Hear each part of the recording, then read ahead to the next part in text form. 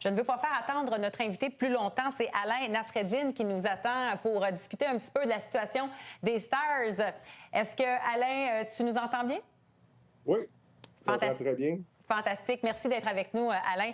Peut-être commencer par l'approche de cette journée, l'ouverture du marché des joueurs autonomes. Alain, quand on se retrouve avec une équipe qui n'a pas encore annoncé un remplaçant pour l'entraîneur-chef, comment on vit ça?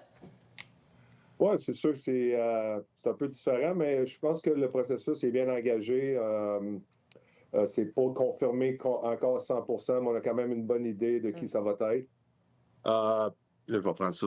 Puis, mais il reste que, tu sais, c'est dans les mains du gérant général là, le 1er juillet. Puis, on va voir ce qu'on va être capable de faire aujourd'hui. Alain, parle-moi un petit peu là, ce qui a été fait dernièrement. Vous avez resigné votre capitaine pour 1 an. Matt Duchene a été signé. Fait qu'on commence à avoir une certaine stabilité au niveau de votre équipe. Qu'est-ce qui manque peut-être pour passer à un autre niveau là, pour les Stars? Bien, je trouve que tu regardes les dernières années, on a quand même beaucoup les éléments pour aspirer aux grands honneurs. C'est pas facile de gagner la Coupe cette année. On s'est rendu en finale de conférence 3 années. On a perdu les 2 dernières années contre Edmonton, qui est une très bonne équipe. Je pense que ça revient tout le temps du côté de la profondeur. Surtout à la défense, c'est quelque chose qu'on a parlé au cours des dernières années. Tu n'as jamais assez de profondeur à la défense. Un peu plus de role players, comme on dit en anglais aussi, là, des joueurs qui savent qu'est-ce que ça prend pour se rendre jusqu'au bout. Puis, mais tu regardes notre équipe, il y a beaucoup de gros éléments qui sont déjà en place, que ce soit dans le filet, à la défense, et puis avec notre groupe de joueurs d'avant. Donc, c'est vraiment d'aller complimenter là, ces joueurs-là. Salut Naz, Michel Terrien. Premièrement, 3 années de fil de se rendre en finale de conférence, il faut quand même le faire. Puis il y a eu un changement d'entraîneur. Là, la période des agents libres arrive. La manière qu'on fonctionnait, j'ai souvent fonctionné.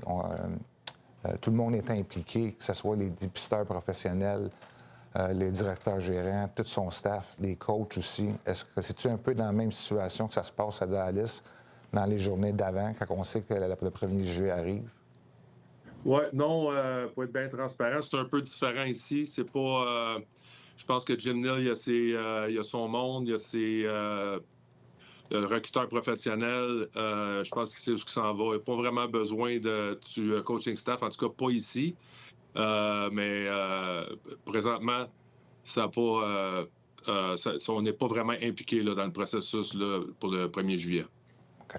Voilà, Alain Mathieu Chouinard. Écoute, Fish en a parlé un peu. Jamie Benn, que vous signez, il a signé 1 million. On sait qu'il a pris vraiment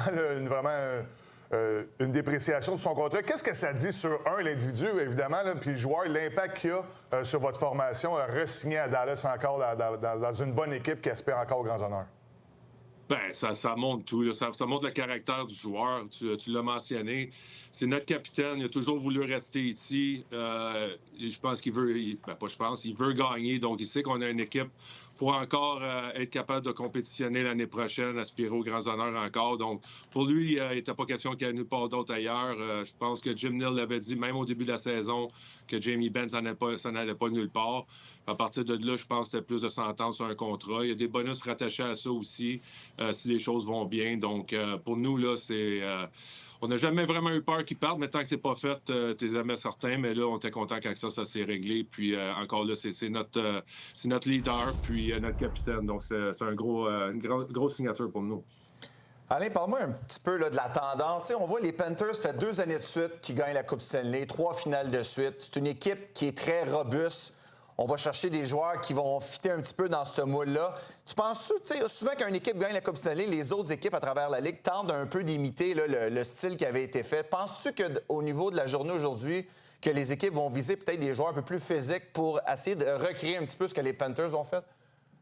Ben, je suis d'accord avec toi. Tu le vois à tous les années. Le style de jeu que les gagnants de la Coupe Stanley préconisent, il faut souvent voir les équipes essayer de répliquer ça. Donc, oui, je m'attends aux joueurs qui sont physiques, les joueurs de soutien qui amènent un style robuste, d'être en demande. Je pense que c'est la nouvelle tendance dans la Ligue. Tu sais, le style de la Ligue nationale change quand même assez rapidement. Il y a eu des années où c'était la vitesse, l'exécution, le talent. Là, tu vois, avec les Panthers, c'est un peu le mix des deux. Donc, je pense que les équipes regardent ça puis ils voient une recette gagnante. Puis je pense que tout le monde va essayer d'aller chercher un peu ces éléments-là. Alain, un gros merci pour ton temps. Tu dis que le dossier d'entraîneur-chef est presque réglé. Peut-être que tu pourrais nous l'annoncer en primeur. Non, je fais des blagues. Ça sortit un peu. Ça sortit un peu. Oui, ça sortit un peu, effectivement. Mais on va attendre l'annonce. C'est pas moi, malheureusement. Oui, on est très déçus, d'ailleurs. Merci beaucoup pour ton temps et passe un bel été. Alain, merci beaucoup.